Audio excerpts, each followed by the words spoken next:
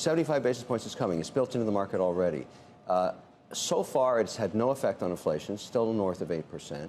So why would the Fed stop? I think people that think the Fed's going to pause are dreaming. And then you're possibly looking at a situation where the Fed goes another 50, possibly even another 75 basis points in December, and probably keeps its foot on the brakes in early 2023 as well. So you could be looking at a scenario where the Fed ultimately raises interest rates up towards 5% over the next 2 to 3 quarters. All eyes are on the Federal Reserve. What is going to be their next move? The decision they make next is going to determine the direction of the market in the coming weeks. Would they pivot, or would they continue to increase rates?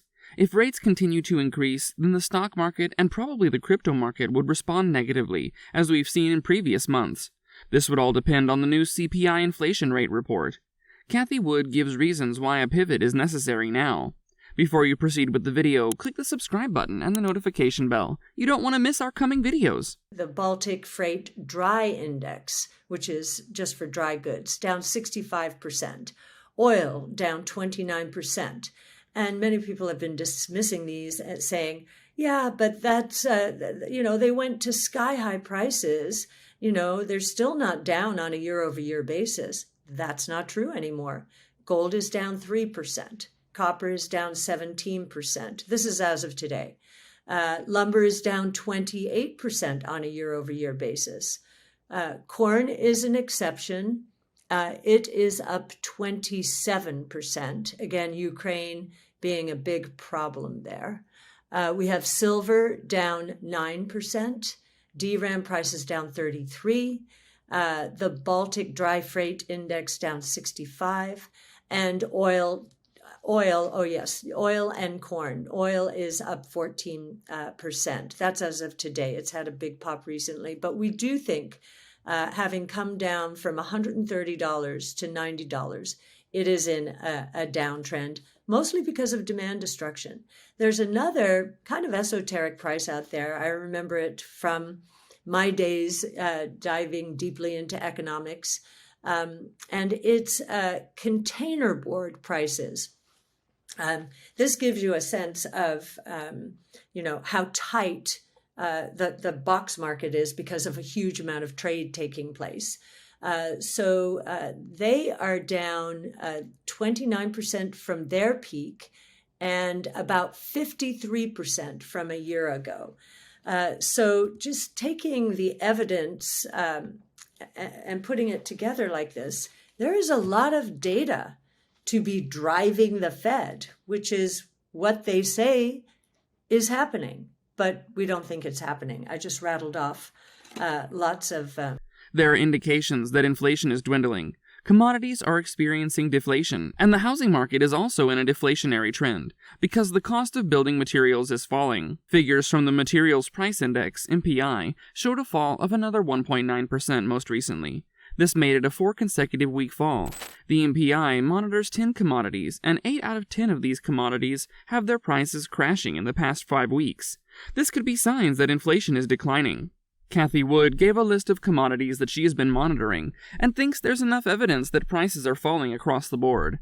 She addresses the price hike oil and corn as just reactions to the war still going on in Ukraine, and points out that the year-to-date YTD price of oil still shows that the prices are falling.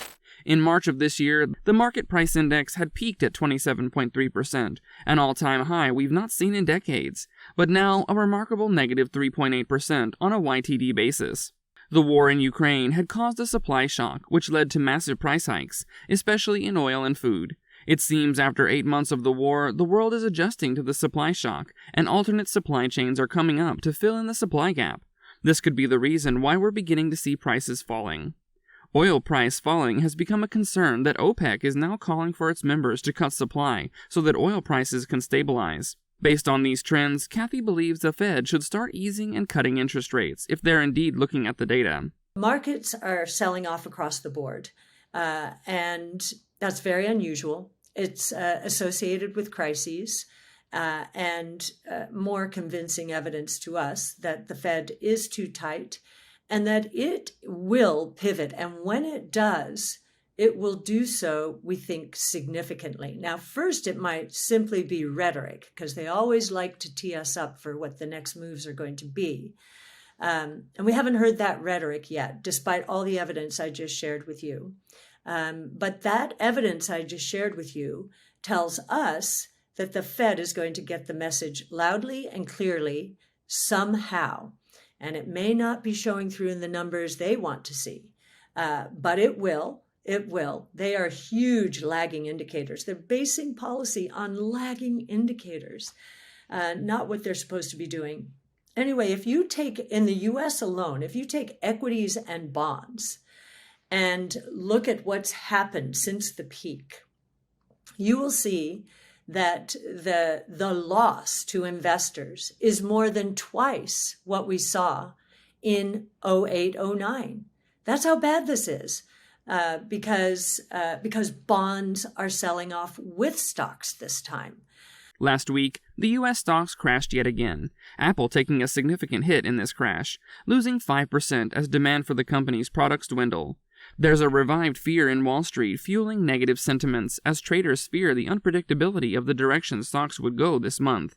The S&P 500 went down by 2.1%, Nasdaq Composite lost 2.8%, and the Dow Jones Industrial Average took a 1.5% hit. There are hints from the Bank of America's research team that demand would likely worsen. This suggestion has sent Wall Street into a panic. Cathie Wood refers to this sell-off as unusual and says that it's evidence that the Fed needs to ease up with its interest rates. Interestingly, one price indicator associated with innovation is beginning to hold up better than other prices, and that's Bitcoin.